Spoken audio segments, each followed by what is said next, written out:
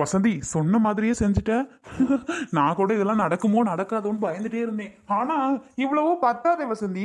இது அவ்வளவும் எத்தனை லட்சம் தேரும்? ஏங்க இது 30 லட்சம் தேருங்க. ஆமா, நமக்கு இன்னும் எவ்வளவு லட்சம் தேவைப்படுது? இன்னும் ஒரு 15 லட்சம் இருந்தா போதும் வசந்தி. 17 லட்சம் போதும்ல. அர்ஜுன் கிட்ட கேட்டிருக்கேன். அர்ஜுன் ஒரு வாரத்துல ரெடி பண்ணி தரேன்கான்னு அன்னைக்கே சொன்னான். ஆனா போதும் வசந்தி. எப்படி நீ அர்ஜுன் கேட்ட? அர்ஜுன் தர்றதுக்கு எப்படி ஒத்துக்கிட்டா முதல்ல? அதை கேளுங்க. எப்படி ஒத்துக்கிட்டானா? இங்க வருங்க, நானே பக்கு பக்குன்னு இருந்துட்டு இருந்தேன். அர்ஜுன் எப்படி தெரியுமா ஒத்துக்கிட்டான்? எல்லாம் யாரு காரணம்? நீங்க தாங்க. என்ன வசந்தி சொல்ற? அதுக்கும் நான் தான் காரணமா? இங்க பாரு, சுத்தி வளைச்சு என்னையே போட்டு விட்டுருக்க. நல்லா இருக்க என்னையே ஆஸ்பத்திரியில ஆப்ரேஷன் பண்ணணுங்கிற அதை இதை உங்க அம்மா கிட்ட சொல்லி. ஆனா சொன்னதுனாலதான் இந்த நகையெல்லாம் வந்துச்சு, இல்லைன்னா வந்திருக்காது. சரி சரி, இதெல்லாம் கொண்டு என்ன வித்துருவா இல்லைன்னா? ஆமா ஆமா, வித்துருங்க. வித்துட்டாதான் நமக்கு இந்த பணம்லாம் வரும். அடகு வச்சோன்னா அந்த ரேட்டுக்கு விற்க முடியாதுல்ல. வித்துட்டோம்னா கொஞ்சம் கூடவே வித்தரலாம்ல. ஆமா, ஒரு 30 லட்சத்துக்கு வித்துருங்க. வித்துட்டு அந்த புரோக்கர்கிட்ட போயிட்டு அந்த இடத்துக்கு முன்படமா இதை கொடுத்து அட்வான்ஸை போட்டுருங்க. இன்னும் நாள் கேட்டு வைங்க. ஒரு 3 மாசமோ 4 மாசமோ 6 மாசமோ கேட்டு வைங்க. அதுக்குள்ள மீதி பணத்தை நம்ம அந்த 15 லட்சத்தை கொடுத்துருவோம். அர்ஜுன் கிட்ட கேட்டிருக்கோம்ல. ஆனா ஒண்ணுங்க, என்ன தெரியுமாங்க, நீங்க ஆஸ்பத்திரியில இருக்க மாதிரி இருக்கணும். அப்பதான் நமக்கு நினைச்சதெல்லாம் இதெல்லாம் நடக்குமே. வசந்தி, அதை நினைச்சாதான் எனக்கு பயமா இருக்கு. நான் ஆஸ்பத்திரியில இருக்க மாதிரி இருக்கணுமா? கடவுளே. ஆமாங்க, என்னங்க இதுக்கெல்லாம் பயந்துட்டு இருந்தா ஒன்றும் ஆகாதுங்க. ஏங்க கொஞ்ச நாளைக்கு மட்டும் ஆஸ்பத்திரியில் இருங்க. நம்ம ஃபேமிலி டாக்டர் இருக்காங்கல்ல, அவங்க கிட்ட எப்படியாவது சொல்லி வச்சிருவோங்க. அவருக்கு கமிஷன் கேட்பாரு. ஆமா, அவர் ரொம்ப ஜெனியூனான ஆளாச்சு. அவர்கிட்ட நம்ம இந்த ஃப்ராட் எல்லாம் ஒர்க் அவுட் ஆகுமா? அவர் சொன்னா ஏத்துப்பாரா? அவர்கிட்டையும் இப்படிதான் டெகால்ட்டி வேலை பார்க்கணும். டெகால்ட்டி வேலையில நமக்கு கை வந்த கலை இல்லையா? சரி சரி, இன்னொன்று ஒண்ணுங்க, அர்ஜுனும் சத்யாவும் ஊருக்கு போன நேரம் இன்னைக்கு சாயங்காலம் எப்படியும் வந்துருங்க.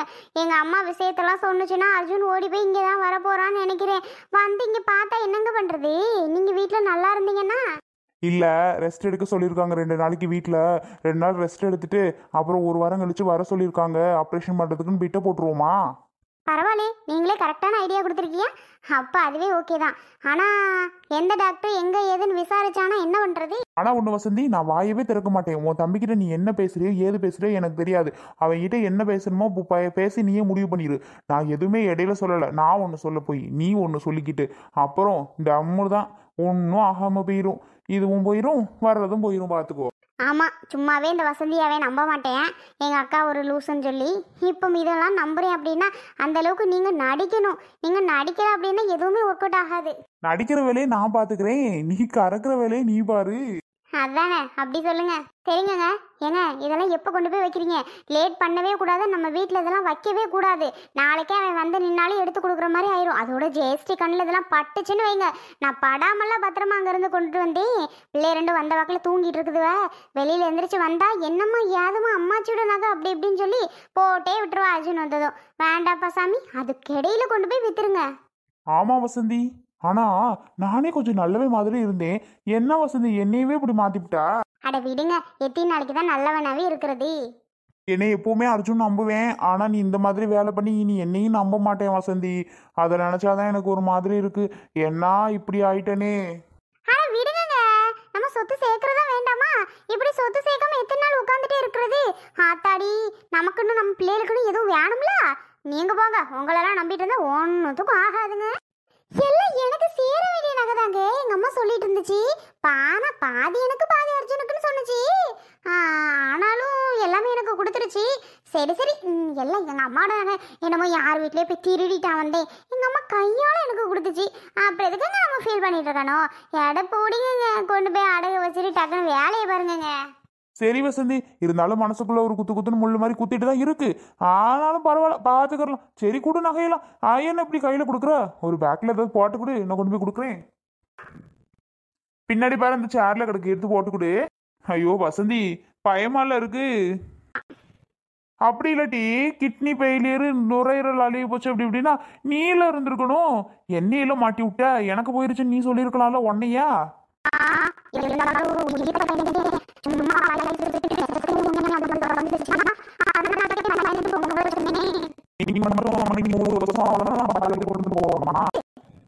வாய் வார்த்தைக்கு மட்டும் சும்மா சொன்னா பத்தாதுமா.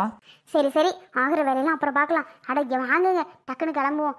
கிளம்புனா வரலாங்க, நீங்க மட்டும் போயிட்டு வாங்க. அப்புறம் பிள்ளைகளை விட்டுட்டு என்னால வர முடியாது. சரி சரி, நானே கொண்டு போய் எல்லாம் அடகு வச்சுட்டு வரேதா. இந்தாங்க அண்ணி.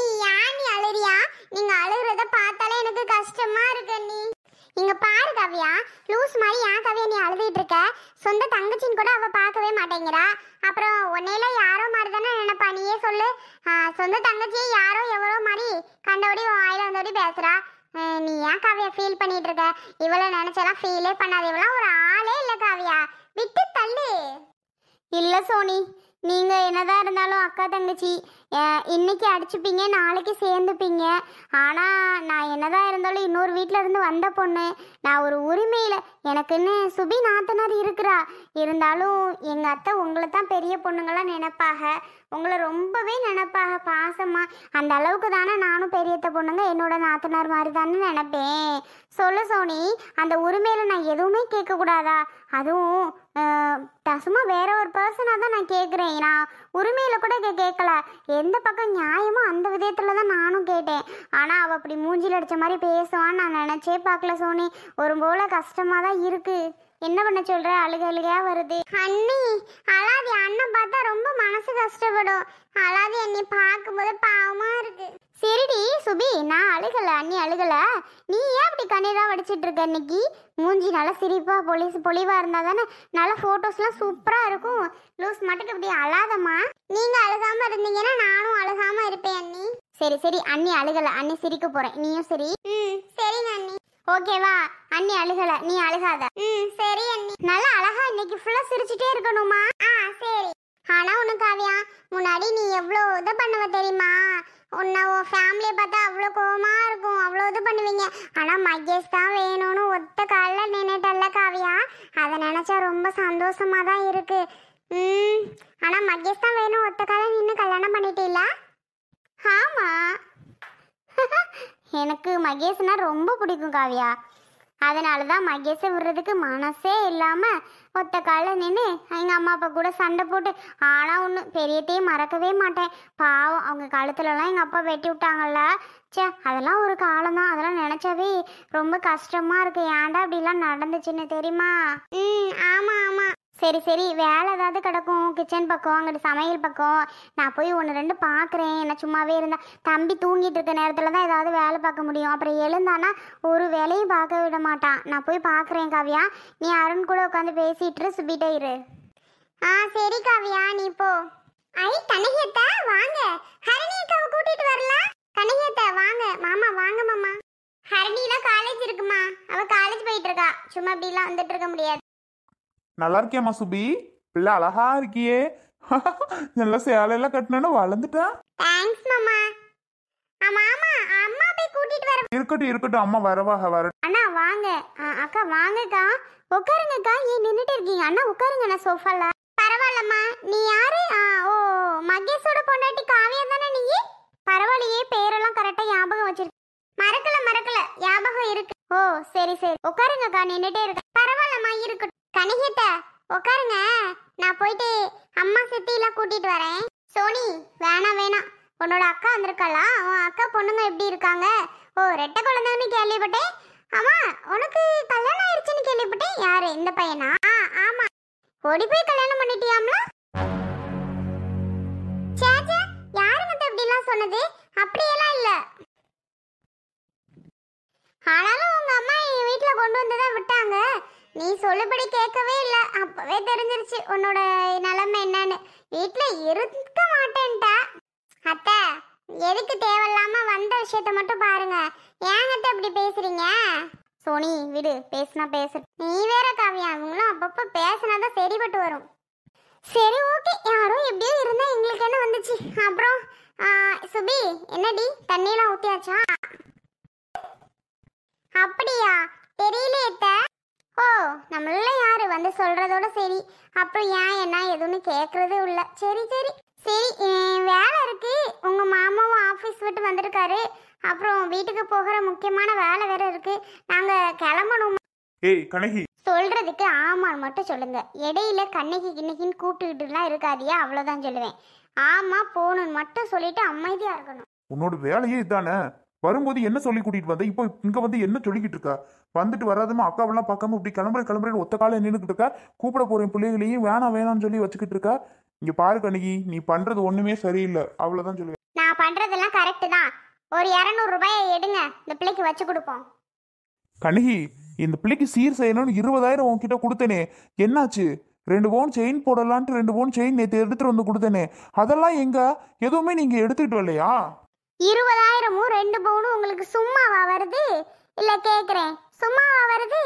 இவங்களுக்கெல்லாம் செய்யணும்னு ஒன்றும் அவசியம் இல்லை. ஆடிக்கு ஒரு தடவை, அம்மாசிக்கு ஒரு தடவை ஏதாவது ஒன்றுனா மட்டும் தான் நம்மளை தேடி வருவாவ, இல்லைன்னா வரமாட்டாங்க. வீலுக்கெல்லாம் 2 பவுனும் 20,000த்துக்கெல்லாம் செலவு பண்ணணும் அவசியம் இல்லை.